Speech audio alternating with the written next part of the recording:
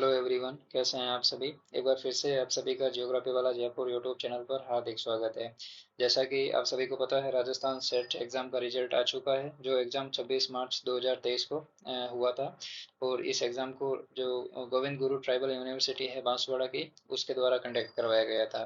तो जिन कैंडिडेट्स का roll number इस फाइनल लिस्ट में है रिजल्ट की, उन कैंडिडेट सभी को कॉन्ग्रेचुलेसन, बहुत बहुत बधाई आप सभी को।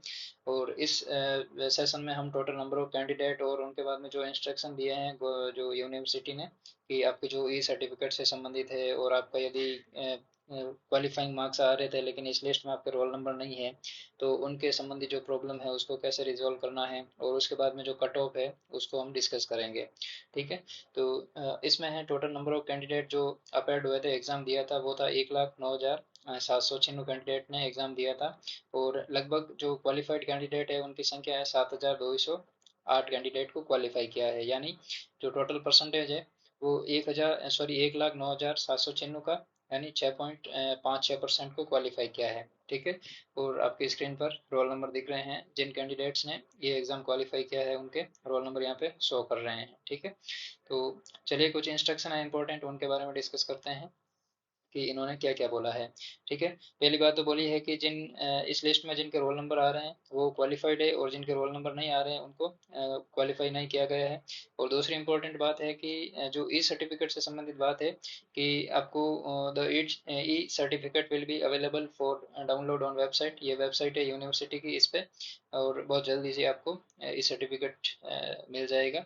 और उसके बाद में नेक्स्ट है कि जो कोई प्रॉब्लम है, एरर है, फॉर एग्जांपल यहाँ पे ये स्कोर कार्ड दिया है। ठीक है। अब स्कोर कार्ड आप डाउनलोड कर लीजिए, आज अवेलेबल है स्कोर कार्ड, आप सभी के लिए आ गया है।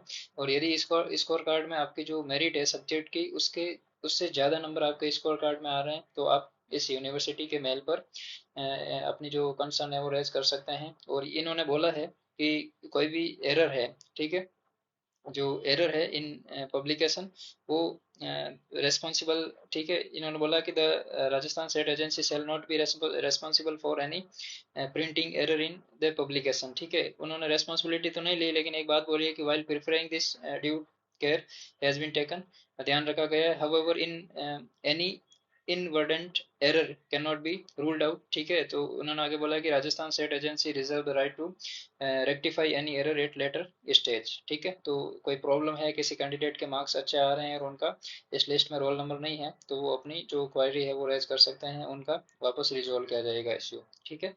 तो ये तीन चार बातें हैं। ठीक है, कि आपका जो ई सर्टिफिकेट है वो जल्दी आपको वेबसाइट पर देखने को मिल जाएगा, और आपका स्कोर कार्ड है वो यूनिवर्सिटी की वेबसाइट है, वहाँ पे आप जाके डाउनलोड कर सकते हैं। ठीक है। और जो नेक्स्ट इंपॉर्टेंट बात है, ये आपकी जो सब्जेक्ट वाइज कैटेगरी वाइज जो कट ऑफ लिस्ट है आपकी, इसके बारे में है। तो इसमें आपके जो टोटल नंबर ऑफ सब्जेक्ट है वो 30 है, यानी जो टोटल 30 सब्जेक्ट है उनकी मेरिट लिस्ट इन्होंने निकाली है, कट ऑफ लिस्ट। और इसमें हम ज्योग्राफी से संबंधित जो सब्जेक्ट की कट ऑफ है वो देखते हैं। तो सबसे हाईएस्ट रही है अनरिजर्व कैटेगरी की 70%, यानी आपका जो 300 नंबर का पेपर हुआ था आउट ऑफ 300, जो 70% मार्क्स से ज़्यादा एबव वो जो मार्क्स कैंडिडेट लेके आए हैं उनको अनरिजर्व कैटेगरी में क्वालिफाई किया गया है। और उसके बाद में जो शेड्यूल कास्ट कैटेगरी है अनरिजर्व्ड की, उनकी मेरिट रही है 62.67%।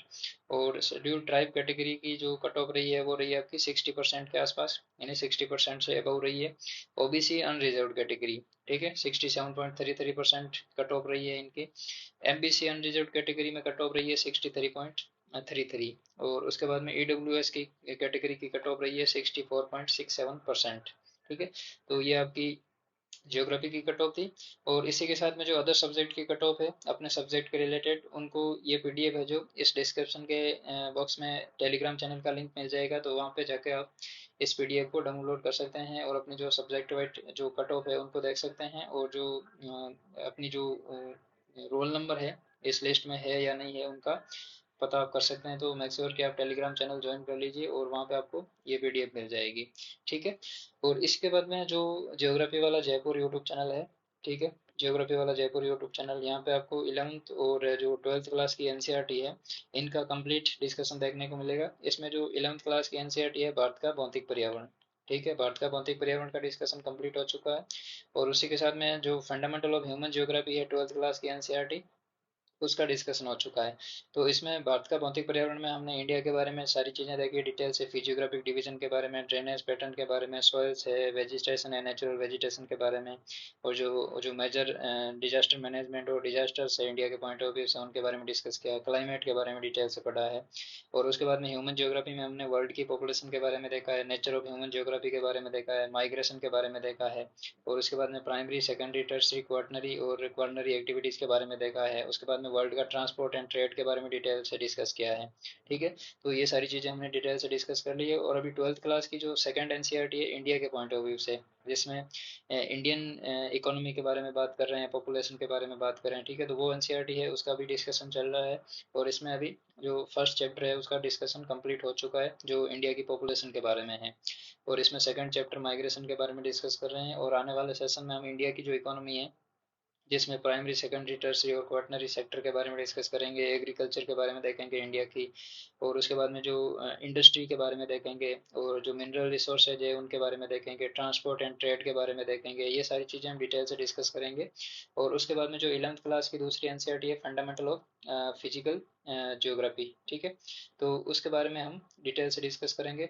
और ये इंपॉर्टेंट बुक है आपकी फंडामेंटल ऑफ फिजिकल ज्योग्राफी, जो फिजिकल ज्योग्राफी का पोर्शन है उसके पॉइंट ऑफ व्यू से, जैसे geomorphology, climatology, oceanography, biogeography, environmental geography, इनसे संबंधित जो इंपॉर्टेंट कॉन्सेप्ट है इस बुक में हम डिटेल से डिस्कस करेंगे। और जैसा कि आप सभी को पता है 11th और 12th क्लास की जो एनसीईआरटी है ज्योग्राफी की, उसकी इंपॉर्टेंस आप सभी को पता है, चाहे वो जो नेट जेआरएफ का एग्ज़ाम हो, ठीक है, या आपका जो सेट का एग्ज़ाम हो, या असिस्टेंट प्रोफेसर का हो, या आपके जो फर्स्ट ग्रेड का हो, ठीक है, या सेकंड ग्रेड का हो, लैब असिस्टेंट का हो, इन सभी में जो ज्योग्राफी का प्रोपोर्शन होता है वो बहुत हाई रहता है। फॉर एग्जांपल नेट सेट या जेआरएफ की बात करें तो इसमें आपकी जो यूनिट नंबर 10 थे वो पूरी इंडियन ज्योग्राफी के संबंधित है, ठीक है, पूरी भारत के भूगोल के संबंध में है। और इसमें जो क्वेश्चन बनते हैं आपके टोटल, ठीक है, टोटल 15 से 20 क्वेश्चन के आसपास क्वेश्चन पूछे जाते हैं नेट जेआरएफ के एग्जाम में, जो आपका अभी जून में होने वाला है, ठीक है, जून साइकिल का एग्जाम होने वाला है। तो इसमें ये रहता है कि 15-20 में से 90% क्वेश्चन है जो आपके एनसीईआरटी से पुटअप होते हैं, चाहे वो बेसिक हो चाहे फंडामेंटल हो, ठीक है, इस टाइप के क्वेश्चन कोर क्वेश्चन पूछे जाते हैं। कभी कभी बेसिक या कभी फैक्चुअल क्वेश्चन पूछ लेते हैं, ठीक है।